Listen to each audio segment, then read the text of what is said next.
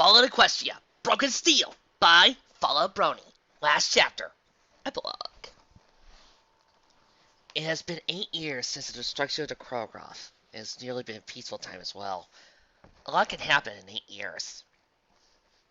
Soon after the completion of what went down in the archives as the Krogroth crisis, all the Rangers returned to Stable 24 after their long flight back. There was a celebration for that we had defeated the single greatest threat to Equestria's safety. For the first time in 2 centuries, we were able to celebrate the return of peace. Well, as peaceful as it can get with the wasteland being as it is. Krogroth was the last thing to threaten Equestria on a large scale like Red Eye in the Enclave. During the party, which may have been worthy of the once famous party Pinkie Pie, I met up again with my friends. We shared a cry, except Zion, over Mother Runner's death in the Krogroth's reactor, but we also celebrated the joy that he wasn't truly dead with his leg hooked up to the medical wing powering his regeneration talisman. As we celebrated, Elder McNair pulled to one side. She told me of my breach of protocol by heading straight back to 24 without meeting up at the extraction point first was a serious matter and would result usually in serious disciplinary reaction. But, luckily for me, with my part in the destruction of Krogroth, she said I would only receive verbal disciplinary. Even though it was verbal, it still hurt to be told off like that. I've not been told off for something wrong since I was full growing up, especially when I was with the Pawndale Rangers. When I rejoined my friends, the foul mood I was put in evaporated as we continued to enjoy ourselves.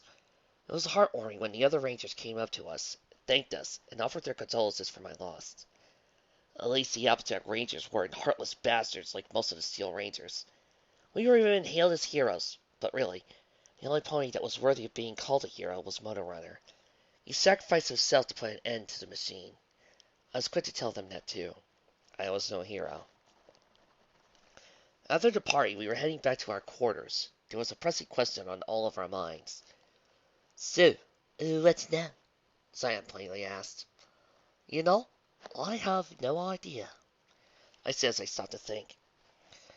There was silence for a full long minute before I spoke again. I suppose we could take a break. I mean, we did just stop an all-powerful killing machine after all, and I have some maternity leave I need to claim, I said with Blueberry on my mind. We ended up staying at 24 for a near 2 months while we waited for Motor Runner's regeneration to complete itself.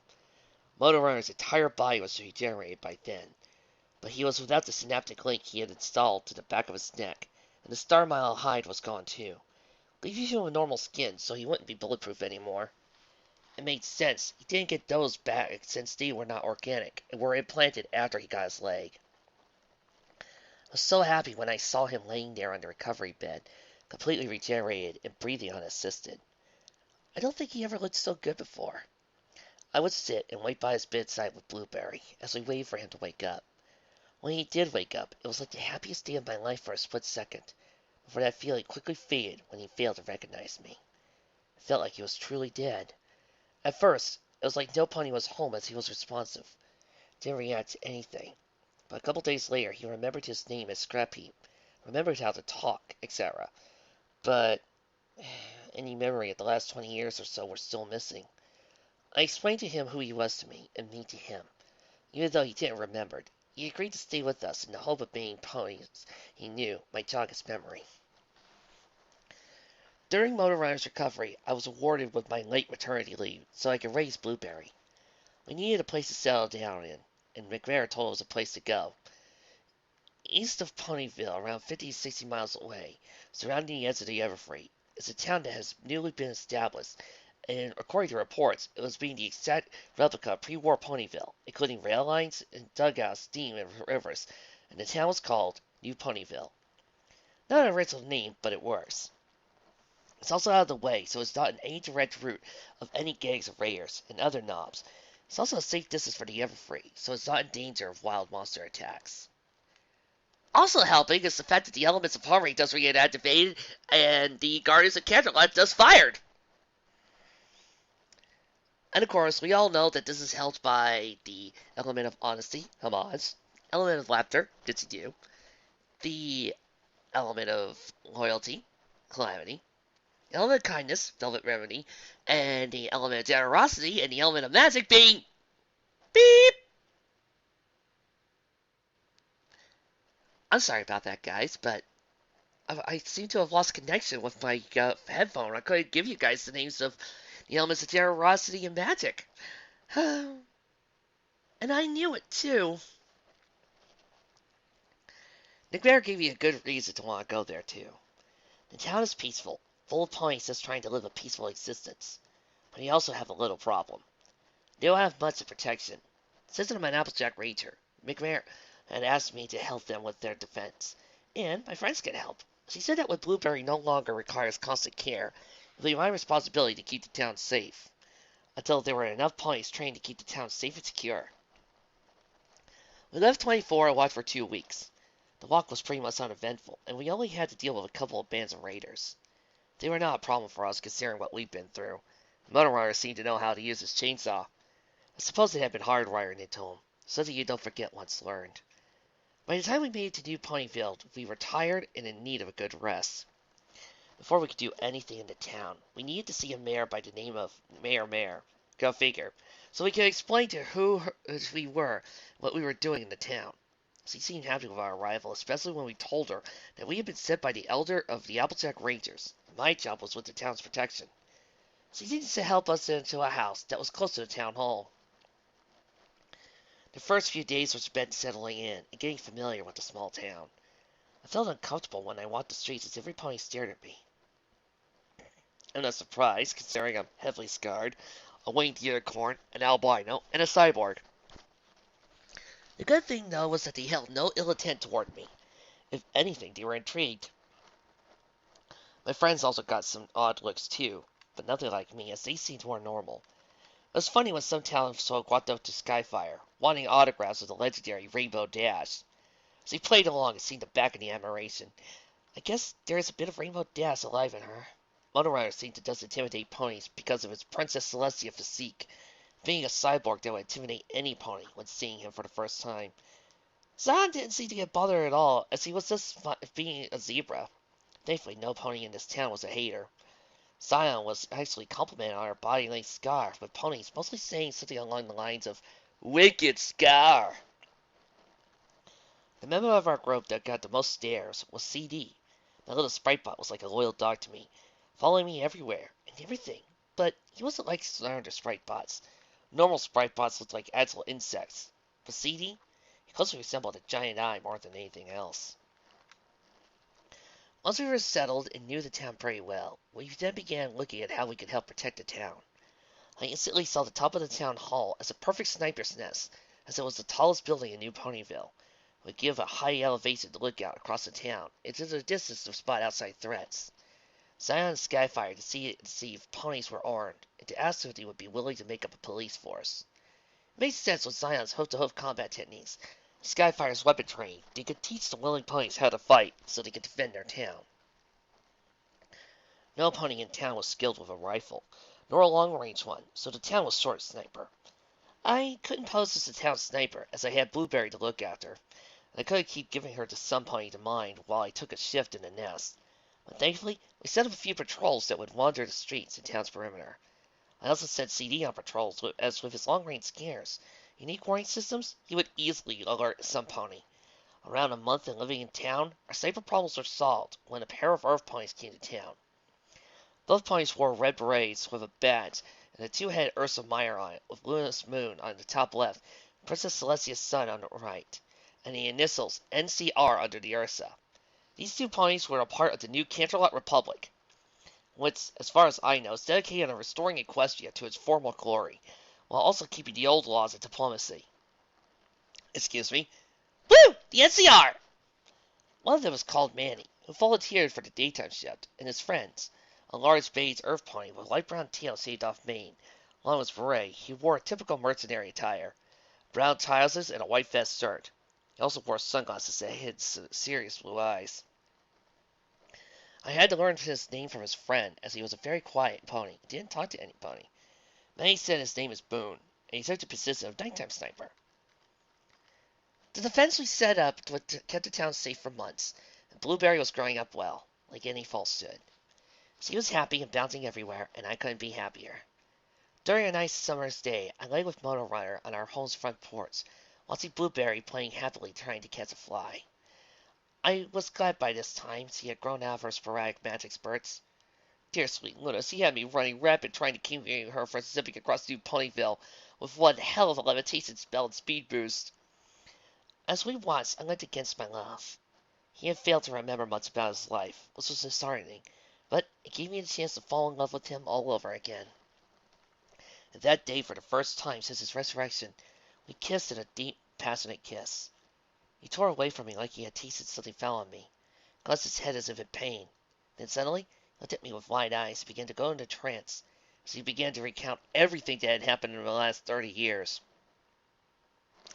It was something that had flickered like a switch in his head when we kissed, and unlocked memories that he hadn't been able to access since he woke up that day before.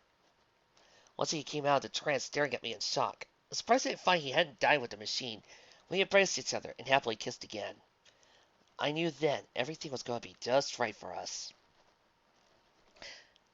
You know, I have seen plenty of excuses for curing amnesia.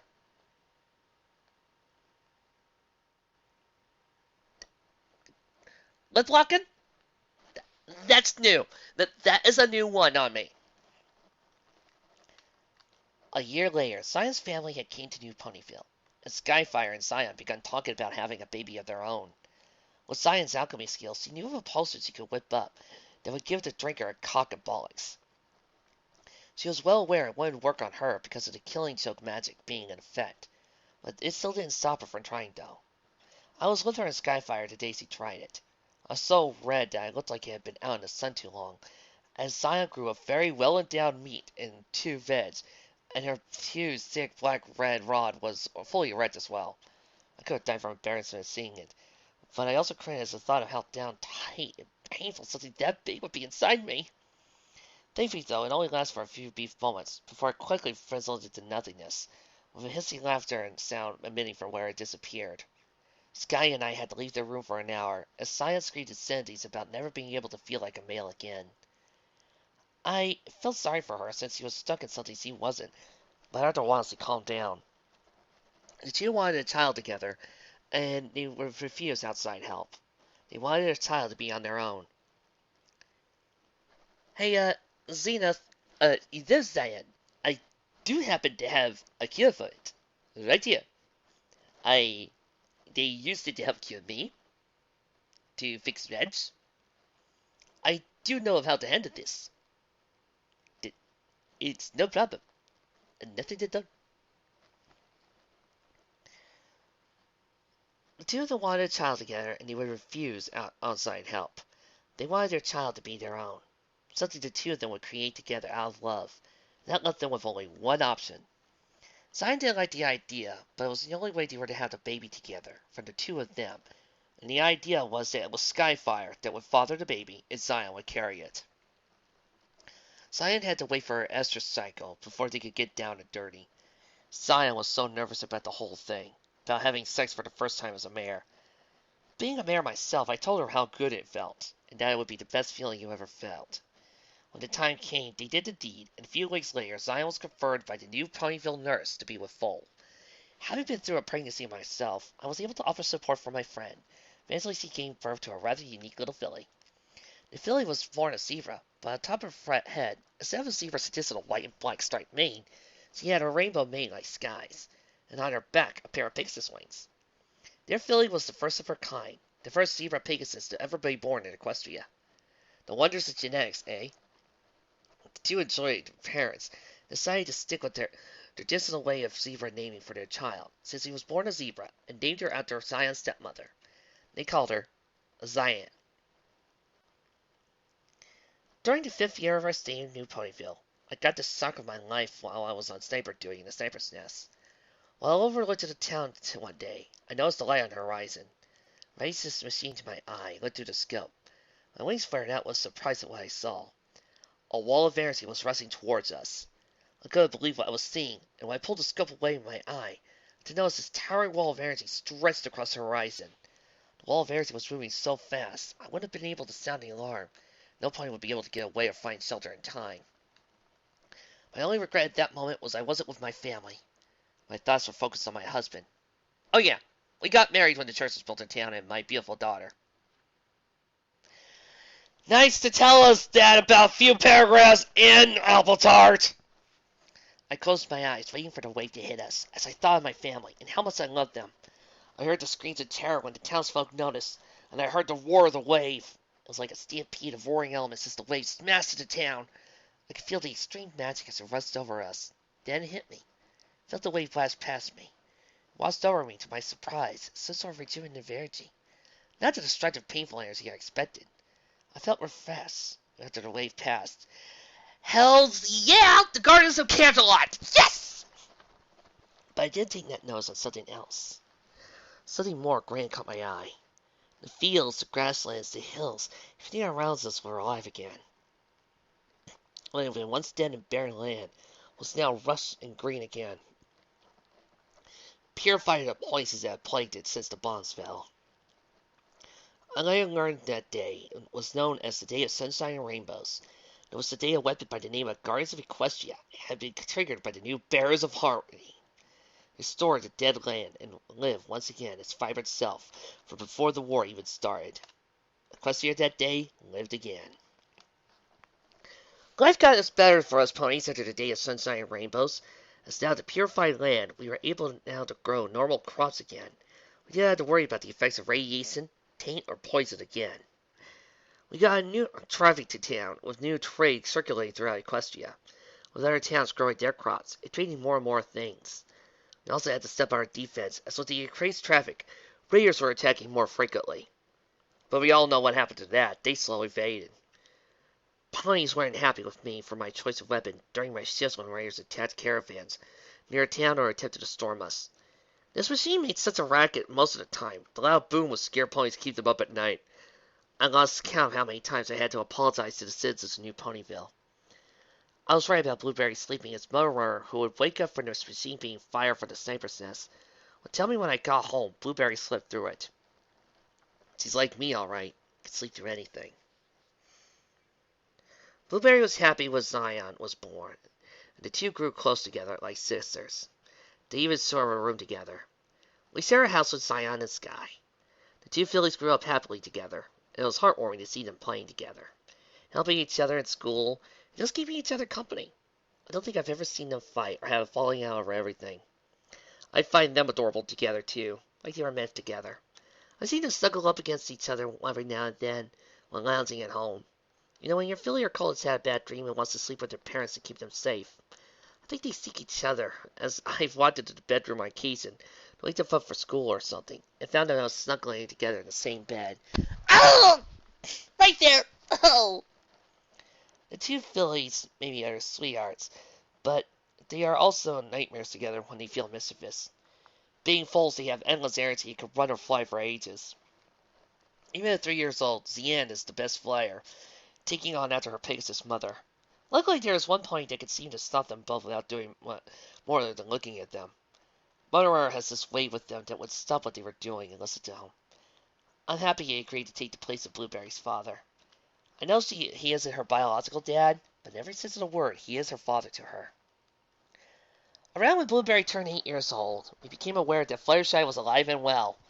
Apparently, she was the victim of a poisoned joke. It had been turned into a tree and had to watch her world burn. I felt sorry for this kind mare because of that. From her return, new medicines began to appear from the inventories, and a cure for the killer joke strain. I thought, oh, maybe finally Zion could be a male again and cured of this joke. When I told her to nose, I got a reply I was not totally expecting. I don't want it anymore, she said with finality. You don't want it? But you complained about being a man for years, I replied with confusion. Zion by now was a little plump, as she toned out her previous active lifestyle to be a mother for Zian. We sat on the porch while we talked, and Zian had fell asleep against her mother's lap, snuggled up against her soft belly. Cut that out! I'm trying not to suffer diabetes. I know, but things have changed. How so? Zion answered by stroking her filly's mane gently. I tilted my head, not understanding. So she elaborated. I can't turn back to the stallion now. Not now that I have her. Look, I know I wanted to turn back, but after I carried her, Felt a glow in my stomach, felt every movement, and then the greatest happy feeling in my life when I laid eyes on her for the first time until I gave birth to her. I realized then I would never be a man again. I'm her mother. It's who I am to her, and I can't change that. Well, I can't, but there wouldn't be her mother then, would I? I'd be a stranger to her, some stallions he would never have seen before. I've been a female now for at least 8 years now, and I've grown used to it, and I no longer desire to turn back. She needs me this way, and I'll do anything to keep her happy, she explained. I was moved by her explanation, and I didn't question it. I'm happy to say that I've given help with my dark magic side, as Motor Runner have been helping me through it. I had to remember his promise shortly after gaining his memory back.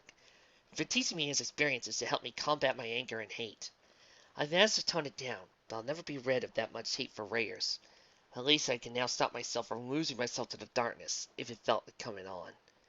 Well, that's practically all the important things that have happened since the defeat of the Krogoth. Despite my connection to the Appletart Rangers, we are living a normal, peaceful life now. As well as a peaceful life with 2 young fillies to drive you mad. Well, until the Rangers need me again. I don't think I'll need to wear my armor again. I've had a heck of a ride getting here, but I couldn't be happier. And I'm sure my mom would be proud of me, despite the dark times I've had. I am Appletart, talented of the Appletart Rangers, and a defender of New Ponyville. And this has been my story. Well, that was fun. I tried for easier. What, Trixie? Look. Oh. Oh. One more. 150 miles south of the Crystal Empire. In the frozen north lay the mountain range that is like a border between the Empire and Equestria. The mountains were once home to a secret research and development center during the war, and 8 years ago, the long-silent facility came back to life, as if it was awakened by an event of great magnitude. Inside the facility was surrounded in darkness, and the only light came from dull blue lights that didn't light up anything in the thick darkness. Down on the floor of the cavernous chamber sat a long terminal with a flickering screen. First glance, the screen would appear to be blank, but down in the bottom right-hand corner of the screen, in flickering text, was a single short line that read, K02. Ready. The end. This week was pretty good. Well, not my favorite of the side stories of Fallout Equestria. Those would probably most likely be Pink Eyes, Heroes, Brotherhood, and Quiver. This was still pretty great to sit through, and a lot of fun. But I'd be lying if I didn't say there were some flaws. Let's go over those. I think that one of my bigger flaws I want to touch upon is, first of all, the alien ship really felt pointless to me in the end. While a nice Command & Conquer reference, there was only a few points where it came up, and it didn't really feel like it was necessary. Oh, so you got this really cool, this machine rifle. Okay. Why couldn't it have been replaced by an experimental rifle she found in a stable or iron shot firearms? Oh, there's an ion storm that deactivated her magic. Okay. Why couldn't that have been something caused by the spark reactor from the Krogoth? She found a few pieces of rubble. Okay. What does the rubble do? I felt like constantly I look over this and, oh, well, there's this human spaceship that exploded. And it feels like nothing happened because of it. We just went in, found a ship, and left it behind. It felt more like it was a random side quest that you would find on Fallout, rather than something that was important to the story. Speaking of the story, that's my biggest complaint. The POV shifts. I get it. I understand it's the author's writing style. Okay. But it's still kind of annoying that you're spending a few pages reading somebody speaking from first person perspective and then, boom! You switch to third person omniscient. You can either pick one or the other, and I'm pretty positive, if I remember my rules of writing right, that's kind of against the rules. You need to stick with one perspective. If you want to make it third person omniscient, that's okay. If you want to make it first person, that's okay. But doing a combination can kind of drag you out of the experience. I know that I do it. Whenever there's a sudden shift to third person, it hits me like a freight train. And it kind of drags me out because I don't feel connected to the story anymore, and it takes me a few minutes. This is especially bad when the author also takes the time to forget to put in ownership pronouns. You guys heard me make a joke about it earlier when I said, I don't even know who's talking anymore. And yeah, when it's two people, you might be able to get away with it. Just might. Or if you want to make somebody having a surprise entrance from a first-person perspective. But when there are 4 people in there talking, or 4 people that are in the room, without an ownership pronoun, I wouldn't know if it was I didn't know if it was Appletart, Motor Runner, Zion, Skyfire, or Princess Celestia herself speaking for the SPP telling me that this is what was happening. I didn't know. And this is what happens when you change pronouns. And it also kind of leads to problems when you change third person's perspective on me. Because then I still don't know what it is. Putting that line there can help, but it's still kind of annoying because you're going through thinking, oh yes, I'm now in this character's perspective. I'm so used to it, then boom! This is what we have memory ores for. And that leads to another problem with the story. Somebody put it down in the comments, and yes, I read all your comments. I know what you think of me. Said that they would have felt better if there wasn't so much exposition. And that sort of is true. There is just so much exposition that the characters don't want to give you full-on info dumps. Now, while I don't mind being told all this, because this gives us plenty of character backstory, I felt like it could have been better if it was divided. And this links back to the whole POV thing. Take Motor Runner, for example.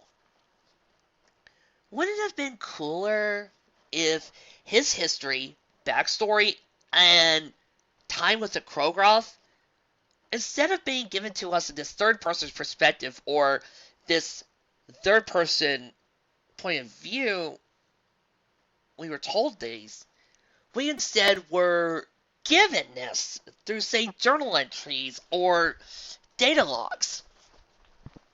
You know, instead of being given this huge list of what the Krogroth could do and its weaponries, Longshot goes in, types on the keyboard, and brings up a computer file that says, Krogroth main weapons. Oh! And then we discover what Blueberry Muffet did because she has a memory orb. She's a unicorn, she can access it. Then we find out, and then we go, oh, that's what her connection is with Applejack.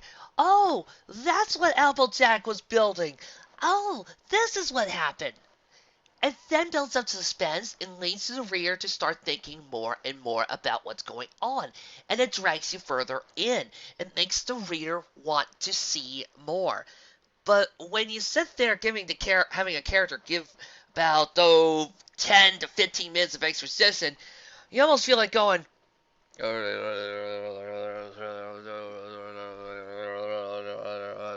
hey, barkeep, Top me off.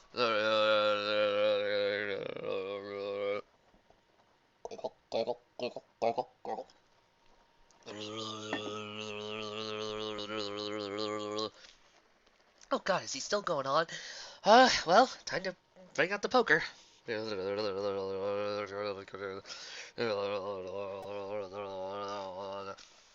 Good golly, man! Shorten your dialogue to 20 words, and then maybe we can talk! The case in point, where the author did this perfectly, was with Zion. Zion gives his information, her information, in short bursts. We are still intrigued.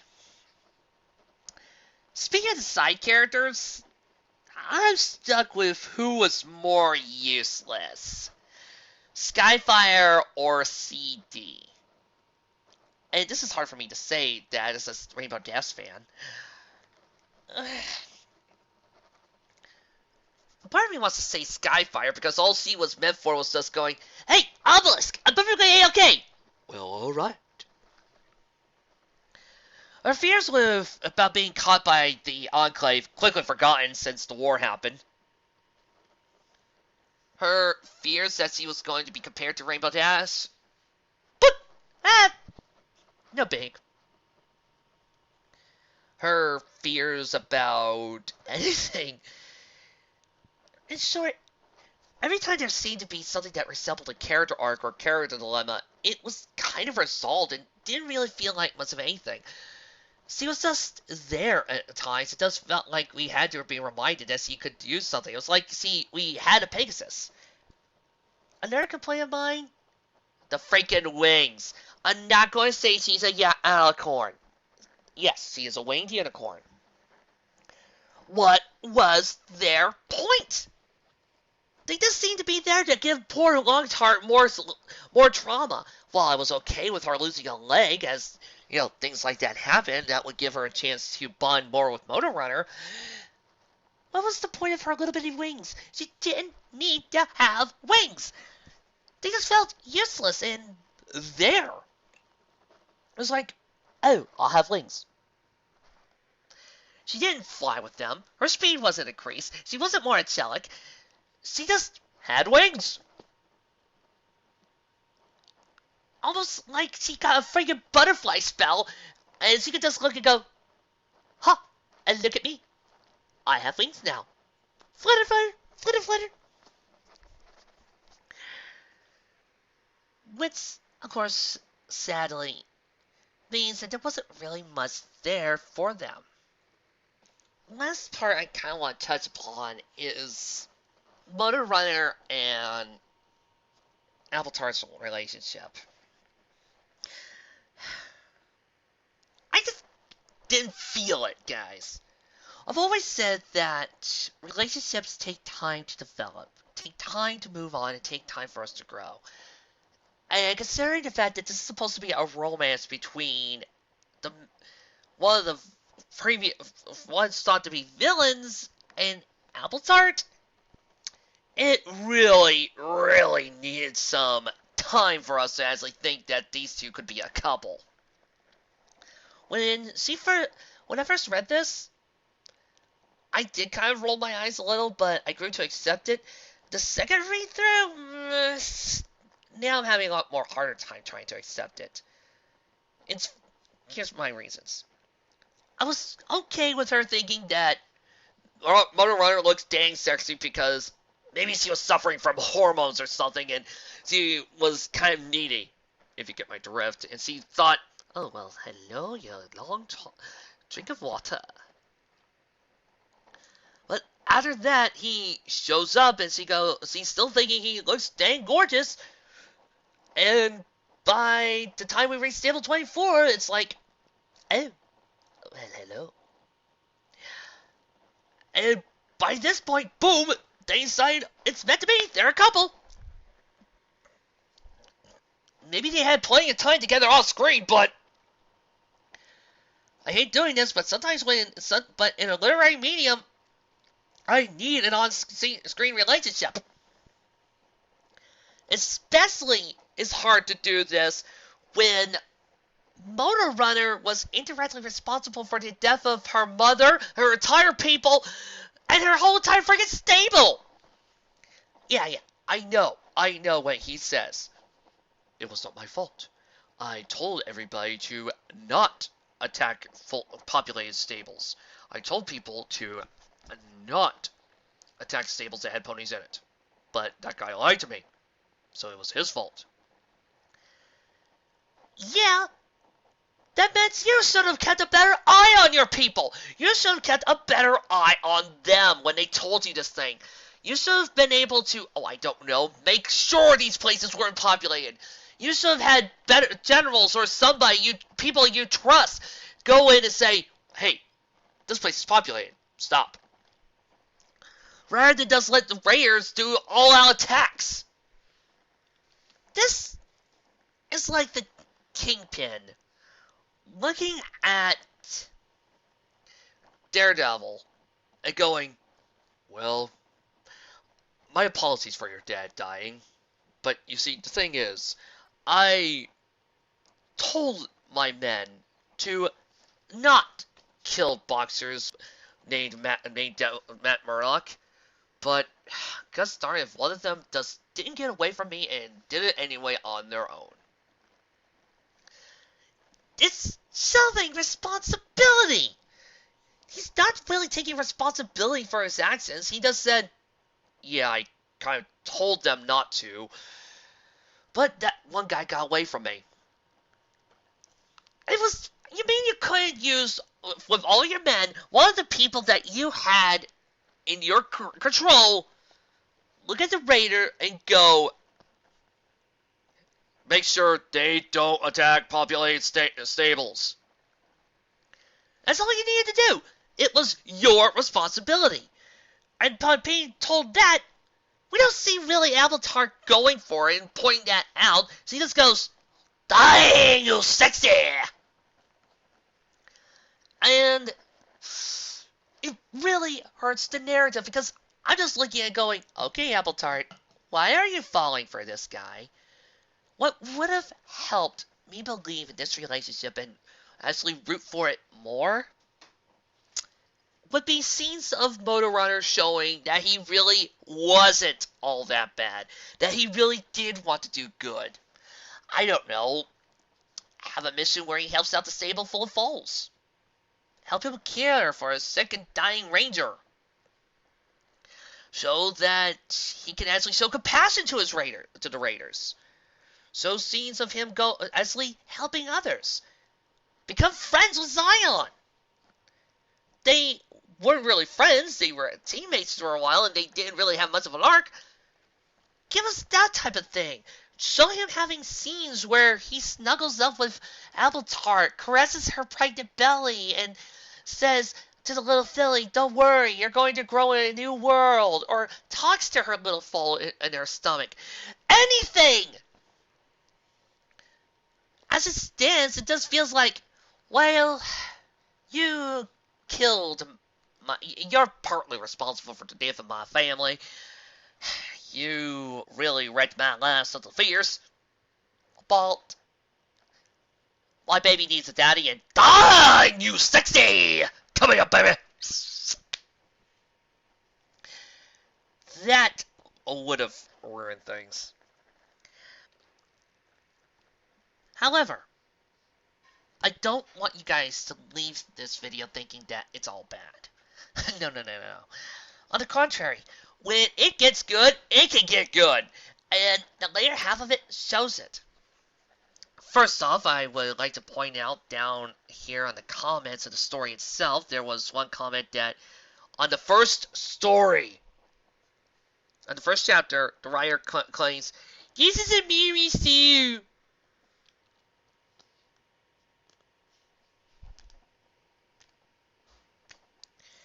You know, it's comments like that that ruin the use of the word Mary Sue for me. It really does. Because then it feels like you're just using the word to describe characters you don't like. And it really, really gets on my last nerve. On the bright side, This means that I, as a reviewer and an author, can use new terminology and use new ways to describe what you're trying to say that's bad writing. But Appletart is not, Mary Sue is not bad writing. No, she's a pretty dang good character. Has a nice arc that she has to deal with her rage and her temperament issues of trying to hurt other raiders. She also has to struggle with that pregnancy, and that actually was a good angle, as we saw that she had to make adjustments to her suit, had to be more and more careful of how she fought, and it also showed that it was slowing her down. I also liked how she started growing to be more accepting of others and started seeing other sides to them and start realizing that.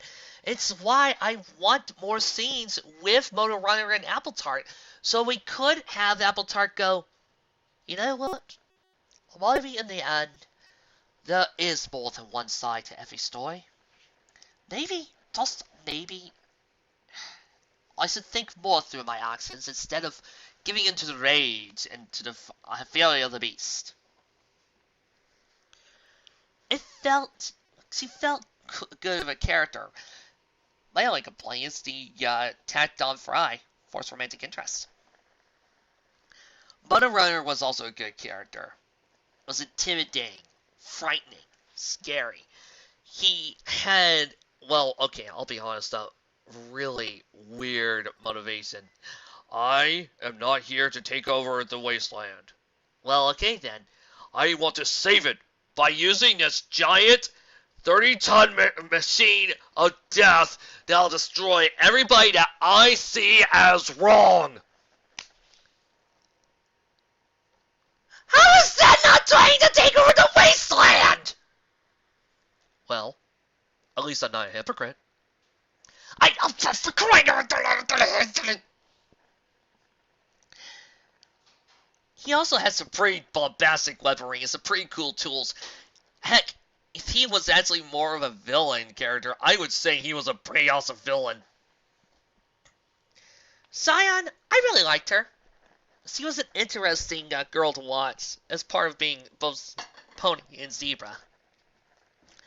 I liked watching how she handled herself and became a better fighter, and seemed to open up more and was a lot more talkative. Though, I think somehow the writer slowly changed her personality over time. I don't know if it was because of Skyfire's influence or not, but she slowly went from being a stoic, one-line quipping badass to being a prankster. How did that change come about? And of course, one of my favorite characters on this, the Krogoth. Yeah, the way the writer wrote it and the way the writer gave us the point of view was probably one of the few times that I think the switching of POV worked. Because then we started seeing how the Krogoth thought, how it worked, and how it moved. I almost did feel like we were watching a freaking Godzilla film just from those moments alone. It worked really well to the story. But the plots worked, the story was pretty good, and everything just moved well. But I did have some few complaints. Not the best, but it's not bad. It was a fun ride. And, sometimes that's the best thing you can give me. Next time, however, we're going to bring out a little extra fun in the world of magic. In the worlds, there are planeswalkers.